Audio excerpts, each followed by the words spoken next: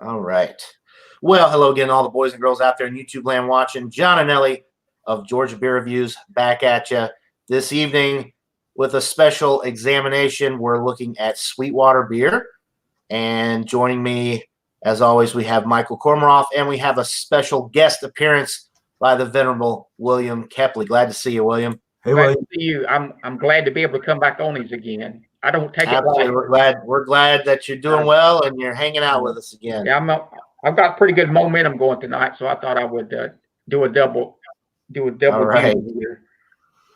So I'll tell you my beer first, since mine's probably a lot less exciting than the one that Michael has. So what I've got is the Georgia Brown. I have never had this beer before. It is a limited release. I bought it in a 12-pack variety pack.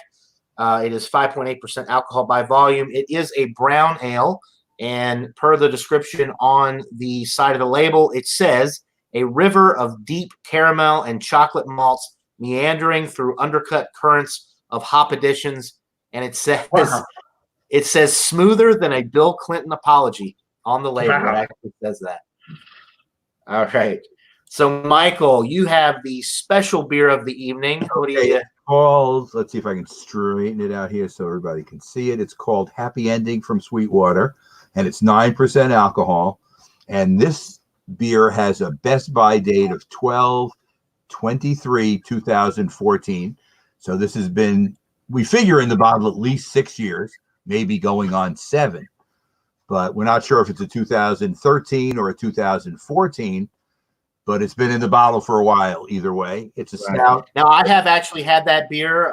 You cannot buy it in cans or bottles anymore from what I saw on the internet. However, if you go to the brewery in Atlanta, you can at certain times still get it on draft. They kind of release it as a specialty item. But I do remember having it when it first came out, or, I guess maybe 2012, 2013. And I thought it was pretty good. So I'll be interested to see how you like it, as well as how it's held up in the bottle, since the best if enjoyed by date was 6 years ago. Okay, I am pouring mine. All right. And we've got John Womack in the chat. Cheers to you, as well as Brandon from Craft Beer Pours. Cheers to you, Brandon. Thanks for tuning in. All right. I will pour mine as well. And whenever you're ready, and William is not drinking a Sweetwater beer, but he is finishing up a Sierra Nevada Pale Ale, which he gave a 95 on Wildcard Wednesday. So a pretty solid A. And I might crack open another beer shortly. Yeah, and I have had the Sweetwater product several, so I can compare this to their Pale Ale. I've had it quite a few times too. So I'd say they'd be direct competitors in the marketplace. They're about the same specs. I think maybe 5.7 versus 5.6. So maybe I can splice in a few comments about the comparison because I've had the two. Okay, yeah, absolutely. We've also got Jeremy in the chat, and Jeremy loves giving Michael a hard time about the mango beers, and he says he hopes that you get to try the mango variety. They actually do have a mango, the 420 Mango Kush, which is like a hemp beer from Sweetwater. It's an IPA with mango flavors in it. Was not a fan of that one, but I'm not a big fan of the hemp beers in general. JoJo's watching. Cheers to you, JoJo.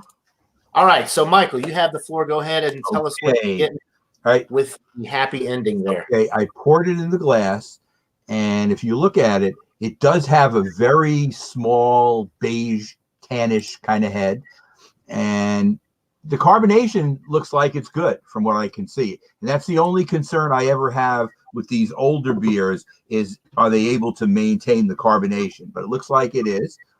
And I would say a stout that's 9% to have a small head, that's not necessarily a strike against it. In the glass, it looks good, very dark brown. Let me give it a nose.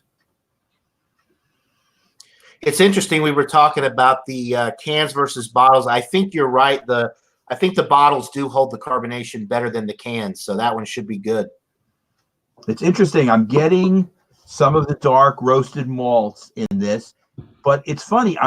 The hops are still there, and we're talking about 6 or 7 years. So there is some hop activity in this beer as well. And I've had other hoppy kind of stouts before that had some hop presence. This one seems to have a little bit of hop presence. Now, maybe a fresh one would have more. I don't know. I can't say. But I'm going to give it a taste. All right. Cheers. Wow. The taste is still very good. I think, though, that maybe the carbonation has suffered a little bit. Again, not having a fresh one, it's hard to tell. But I'm getting dark roasted malts. I'm getting some coffee and some chocolate. The flavors are definitely still here. I don't know. I think if I have a complaint, the carbonation could be crisper. Now, there is some, you can see as I swish around the glass, there is some carbonation in it, but it's not totally translating to, you know, combining the different hops and malts. I like it. Now, having tasted a fresh one of this or having it on tap at the brewery, I don't know what kind of comparison I can make. I'm enjoying it, though. Okay. The coffee flavors are not. There's no coffee added to that, right? I don't think so, but I think you're getting. I think you're getting coffee taste from the dark roasted malts, a little bitterness from that. No, the taste profile is fine. I'm just wondering if we do have at least a minor carbonation issue, even though as you look at it, you can see there is carbonation in it. It's not like it's not, I wouldn't say it's flat. And I've had beers that were flat, and a lot of times those beers, the taste is affected by it, because by it being flat, you can't enjoy the flavor as much. This one, I just think I would enjoy more if the carbonation was more crisp. Michael, if you didn't know the date on that, do you think you would still suspect that it might have a little bit less carbonation? Well, since I don't know I've had other Sweetwater beers. I've had the 420 before, but I've never had this one. And my nephew had a few different years of it. So I think he might have had a 2015 also. He gave me the 14 to try. And I don't know if I didn't know that, maybe I might still say that it has a carbonation. Yeah. Sometimes we get predisposed if we know that, but do you also think the viscosity of that might affect the level of the carbonation as far as how the mouthfeel goes? Maybe a little bit. I think the fact that it's not crisp kind of might affect my rating a little bit. Yeah. Because in other words, what I'm saying, it's not the total package like this to me. It's not quite meeting your expectation. No, but I'm not saying it's a bad beer. Yeah. Okay. But the taste is still good. Right. Well, to be fair, they did recommend that you drank it 6 years ago, so we didn't exactly follow their game plan. Right. In full disclosure. Right. I just got it 6 weeks ago, or a month ago. I guess about a month when I was down there. So I do remember enjoying that beer a lot when I tried it. But then again, I was not drinking an aged version like you have. Yeah. It sounds like the flavors though are on point, pretty much what I was getting when I had it. The flavors are good, and I'll give you a final number when we come back around. Okay. So this Georgia Brown here smells really good. First time having it. And it is a limited release. I did buy it in the variety pack, but I believe you can also buy it in a 6-pack configuration. I've only seen it in the cans, though. So if you want to try it, get it while you can, because it's in limited batches. So the aroma, it actually smells a lot like Newcastle is the first thing that kind of comes to mind with the aroma. And that's because it's got that nuttiness to it, like a nut brown ale characteristic. Almost like a roasted pecan on the nose, as well as some nice caramel malt action. You get in the caramel, you get in the roasted pecan. It doesn't smell like it's going to be hoppy or bitter. It does talk about the hops on the label, but I'm really not picking up on any hop character. It's definitely malt forward on the aroma. Getting those toasted bread notes that you get with these brown ales as well. And the appearance I didn't mention is it's a nice brown color. The lighting in my room here is probably not doing it justice. When I hold it up to the light, you can definitely see through it. Very clear, very filtered, some nice streaming bubbles going up the glass. And it did pour with about a finger's worth of head, which is dissipated. All right, so smells delicious. Let's get into it. Cheers, guys. Cheers. And cheers to William Kepley for joining us. Glad you could Thanks. get on these hangouts tonight.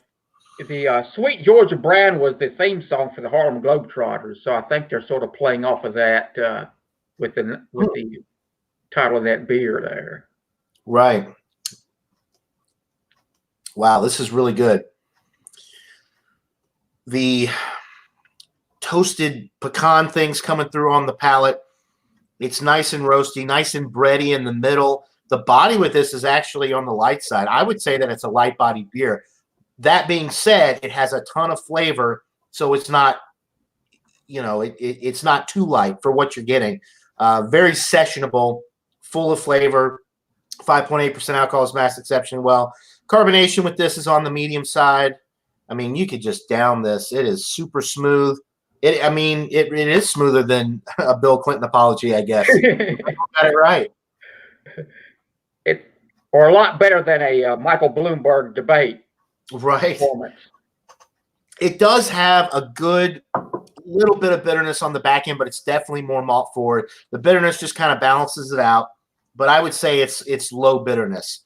But it is there. It kind of crisps up the finish, and it is a dry finish as well. So for me, that increases the sessionability just because you want to go right back in for another sip because it does dry your mouth out. So you want to drink more of it. This is a winner. This is one of the better sessionable brown ales that I've had in a while. There's no artificial flavors or coloring. So all that nuttiness and all of those flavors that I'm getting are from the roasted malts. So I'm really liking this. This is probably one of the best Sweetwater beers that I've ever had, honestly. I like it a lot better than the 420 just because I'm not really into the West Coast IPA style. And that's their most popular beer. I would much rather drink this over the 420. Good stuff. So if you guys out there in YouTube land can find it, I would definitely recommend picking it up. Let's go back to the chat really quick. Oh, my goodness. We've got Cindy B. I haven't seen Cindy B in the chat in a long time. She says, great grandpa, grandpa, and grandson. Real funny, Cindy B. Real funny. All right. We like some comedy backlash. Yeah. I can't read some of her comments, so we'll just leave them there in the chat. And Jeremy's talking about he's not a big fan of – yeah, so Ronnie and Jeremy are not really big fans of the Sweetwater 420. It's kind of one of those things I think you love them or you hate them. You kind of have to be into the really resinous type beers. It's definitely piney and resinous. It's just one of those beers. I think you either love it or you hate it. There you go. Craig says that's what I call a power trio. Power trio, Komaroff, and Kepley. All right.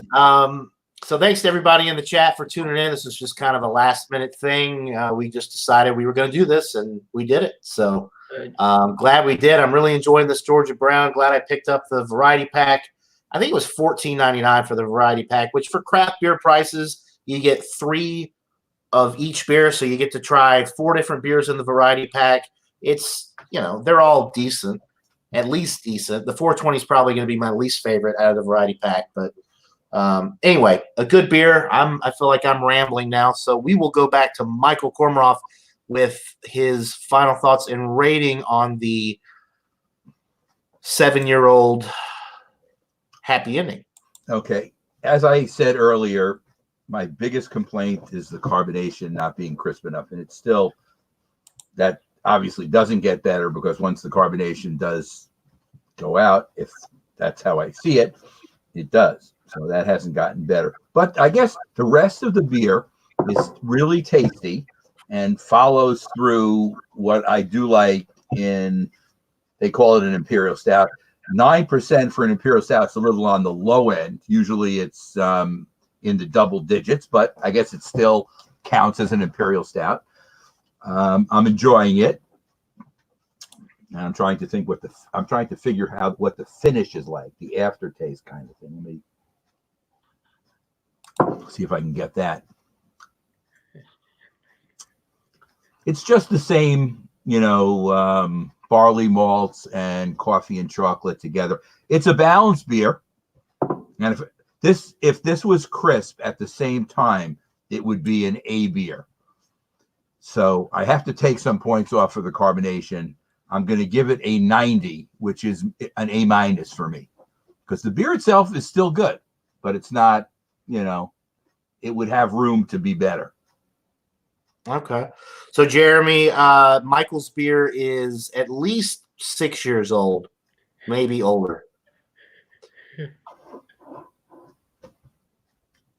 And let's see, okay, they're talking about our band names for our imaginary band that we're going to start.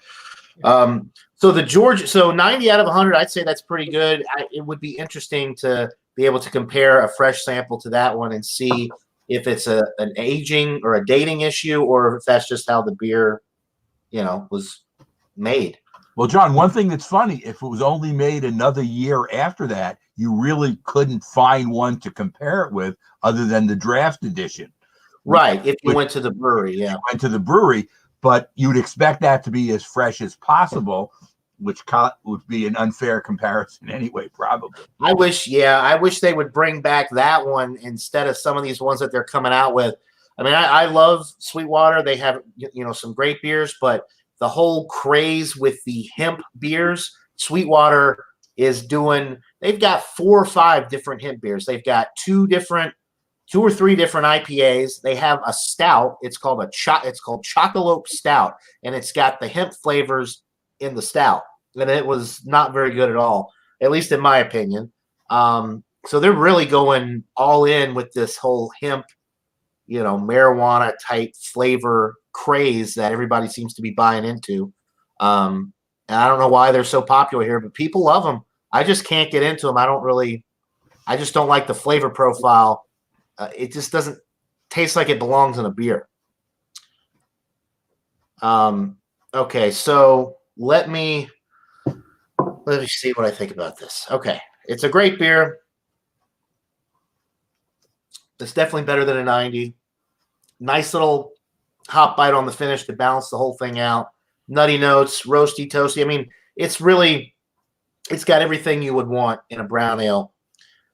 I'm going to go right down the middle and just give it a 95. I think it's a solid A beer. I have had better brown ales, but not very many. And the ones that I have had that are better than this are a lot more money. So for a crafty brown ale that you don't have to spend an arm and a leg for, I would say this is one of the best ones that you can get with your money. John, very similar to Newcastle. The brown ale from Bell's. Bell's has a brown ale. I like this better than the Bell's brown ale, but it's been probably a year and a half since I had the brown ale from Bell's, so I'd have to try it again. Every company doesn't make a brown ale though, so I mean it's a more diversified style, but they, some companies make it. John, have you ever had the Dundee Honey Brown? Yes, I really like that one. I used to be able to buy the 30 packs for $13.99. Yeah, it's a cheap beer, but it's pretty good. And that was made by Genesee in Rochester. Right, sure enough. Brewed at the Genesee Brewery in Rochester, New York. That's right. It seemed to be the brown ale, the flavor profile is similar to a Bock beer. Very malt forward. You get a little bit of nuttiness. How would you compare that to some other beers that you drank? Similar style. The Honey Brown? Yeah. I would, so like if I was comparing the Honey Brown to this, I would say that this is probably a little bit better, but it's a lot more honey. Yeah. The Honey Brown is more malty. It's sweeter because it does have actual honey added to it. It does, although it's very light, it does add to the sweetness of the beer overall. And that might be better for somebody who wants it a little bit more malt forward. They don't necessarily like the hop bite on the finish. I don't really find that there's much of a hop bite at all with the Honey Brown. So if you're more into the malty, then go with the Honey Brown. If you want a little bit more balanced beer, then maybe go with something like this. Yeah, or the Honey Brown, another one I like of that style, similar, is the Genesee Bach. Unfortunately, we don't. Yeah, I've never That's had. great. You know, malt forward, but I don't think it probably has the nuttiness that the beer you're describing as you're drinking tonight. But another good beer, you know, that style of malt forward beer, and the one I'm drinking right now is a. This is sort of the finish from a previous hang I just did a few minutes ago. Is the Sierra Nevada Pale Ale. I've drank some of the Sweetwater products in the Pale Ale and the IPA. The ones I've had, my general impression is they're just a notch below the class leaders in those categories. I think I enjoy the Sierra Nevada Pale Ale better than the Sweetwater one I've had. We get some of their products here in North Carolina, quite a few actually, but they're pretty good. But there's no wow factor. They're just sort of like middle of the road. Or this Sierra Nevada, I'm really enjoying this one tonight. I just looked up on a general website 8 of the best brown ales, and they have Sweetwater as the first one. The second one is from Smutty Nose, which is in New Hampshire, called Dirty Mud Season Hoppy Brown Ale. The third one is from Brooklyn Brown Ale. The fourth one's from Massachusetts, Wormtown Brewery Blizzard of 1978. The fifth one is Founders Sumatra Mountain Brown. Have you had that? Oh, no, I have not had that one. That was one of those limited, kind of like they have the Frangelic. Right. So that's a limited release. They change it up every year and make it a little different. I think that one was just in limited quantities. I don't think they make it anymore. Number 6 is Cigar City Maduro Oatmeal Brown Ale. The Maduro is very good. I've had that one. I really enjoy it. Although I do like this one better. Number 7 is from Ithaca Beer Company, where our buddy Jay's former girlfriend lives, or whatever you like to rate. Jay, if you're watching, I know I didn't say that. Jay, I'm kidding. Ithaca Beer Company Nut Brown, and the last one is the most famous Newcastle Brown from England. They have as the number 8. And that's, which they no longer make anymore either. They do make the Newcastle, but it's made by Lagunitas now, or Heineken International anymore.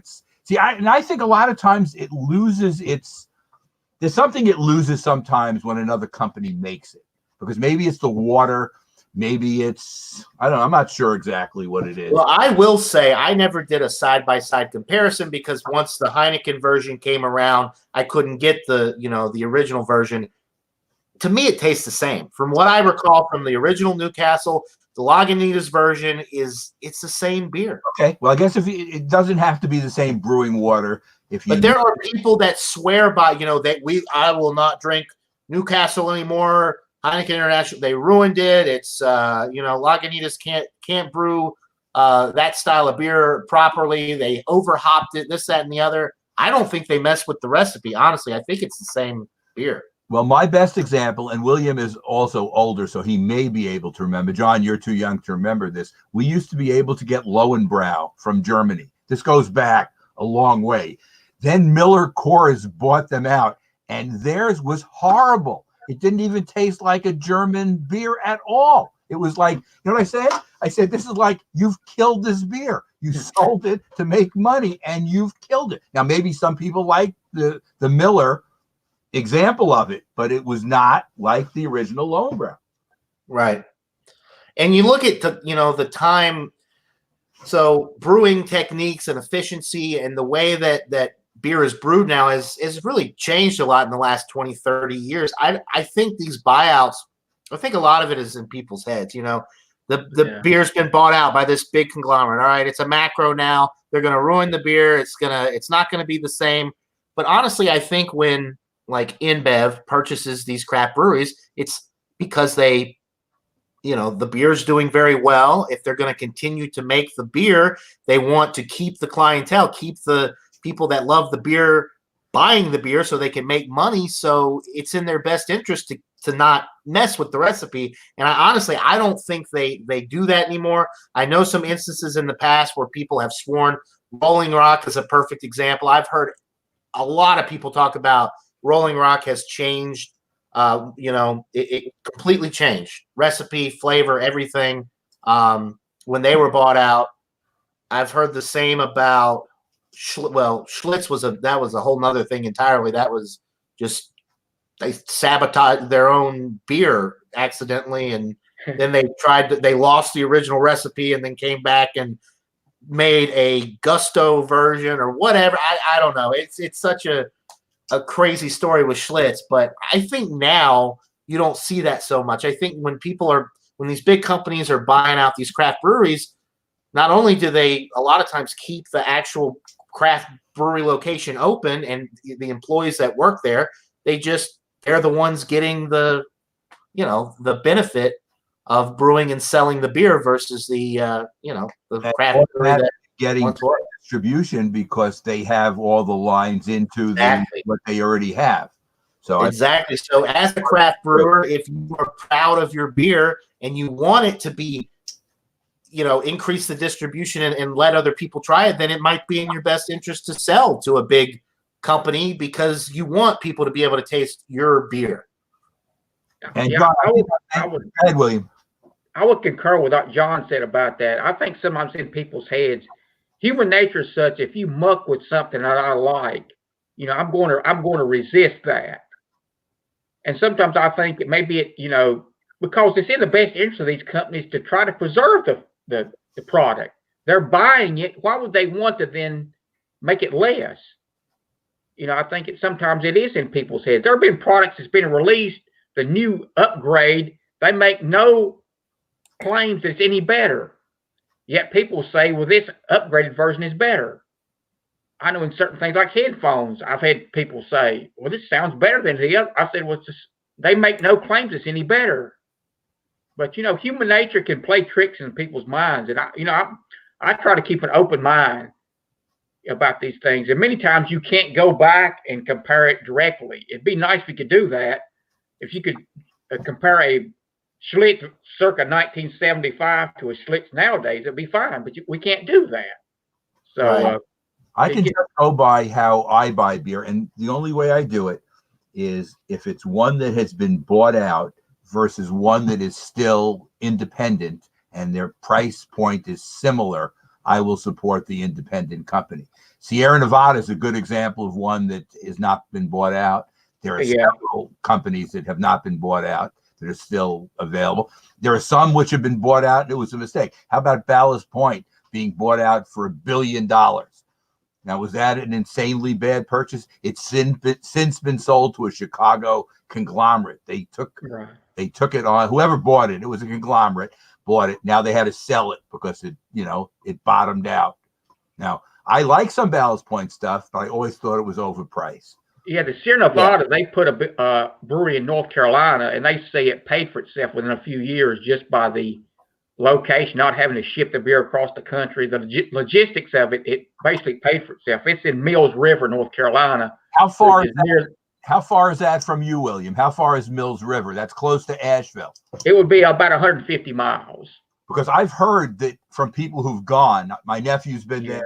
I have a cousin who's been there too. They say it's like a wonderful experience to go because besides the tour you can take, they're very friendly and really nice. It is that area, the Asheville area. You also have the New Belgium has a brewery in the area. Wicked Weed is there in the Wicked Weed. It's Asheville is always rated in the top 10 beer. The number one beer city in the country. And but Goose Island's another. When they were bought out. And there was an interesting story written a few years ago by a Chicago Tribune writer who compared the versions of Goose Island pre and post acquisition by AB InBev. And surprisingly, he found that they were very similar. Someone who had the chance had drank both of the versions, and they tend to hold up rather well. So that spoke pretty good to AB InBev about that, how they had tried to preserve the flavor profiles of these beers after the acquisition, because AB InBev is the big gorilla in the room that many people hate. Right. It's a fact of life now that the people who started these craft beer companies now have families. They have children going to college. They need liquidity. They need money. And if someone worked their butt off the whole life to try to build up a brewery and didn't want to sell out and be rewarded for that, I can't find fault with that. I mean, we live in a capitalist society, and that's just the way it goes. I buy beer that InBev has taken over. But all I'm saying is, if I have the choice of supporting an independent company, I will support them. I wouldn't have any qualms with that. As far as I think New Belgium is still independent as well. They're also in western North Carolina. They have a brewery in Nashville as well, right? Right, they do. North Carolina is quite the state for these breweries opening up. Brewery state. So William, it really is. Yeah. I'd like to make a one-day trip just and visit all of them in the area. The Wicked Weed, the New Belgium, the Sierra Nevada, and just try to hit them all up. You know, it'd be really, really nice. But you'd have to get a driver, because if you're going to be drinking on your it could be a rough trip. Yeah, be a car weaving on I-40 headed east back to North Carolina. You know, I mean, alcohol is fun, but you have to drink with restraint. The I-40, when it's approaching Asheville, is a twisty road for an interstate, so you wouldn't want to be too boozed up and drive that road. I'm sure. It's not like you're flat, the boring interstate, like you're going cross country. It actually has a lot of elevation changes and a lot of twists and turns. So caveat emptor to someone who wants to drive and maybe do a one day without making some preparations beforehand. Right. Well, we'll go ahead and take this. You want to go ahead and take it off air here? We've talked about our beers, 90 for the happy ending and a 95 for the Georgia Brown. I would definitely recommend it. And okay, John, I can stay on a little bit longer, but okay, you can go offline if you want. Off live. All right. Yeah, that way talk a little bit off air. Yeah, the pale ale I had, the Sierra Nevada, I would give a 95, which I did previously. 95. For the version of that, I would probably give it like an 89. Okay. Upper B range, but not quite the level. I agree. With that. I like the Sweetwater 420, but it's a little bit out of balance compared. The Sierra Nevada Pale Ale is a little bit better balanced, I think. You really have to like West Coast IPAs to like the Sweetwater 420. You don't necessarily have to like the super piney residus for the Sierra Nevada, because it is a little bit more balanced. Yeah, I think in the balance and the drinkability factor, the Sierra Nevada is a notch ahead of the Sweetwater in those. I can't speak for the whole lineup of beers, but the ones like in the 5.5 to 6% range in your pale ale or IPA. Right. So, all right, Ronnie S., what are we going to talk about when we get off air, Ronnie? We're going to talk about you. All right. It's been fun. So thanks to Michael Komaroff and William Kepley for joining me. Having me. A little impromptu examination of Sweetwater beers. Thanks to everybody in the chat for watching. We appreciate it. Hope everybody has a good rest of your week and weekend, and we'll see you all on Stout Sunday. And until next time, everybody, cheers. Mine is done.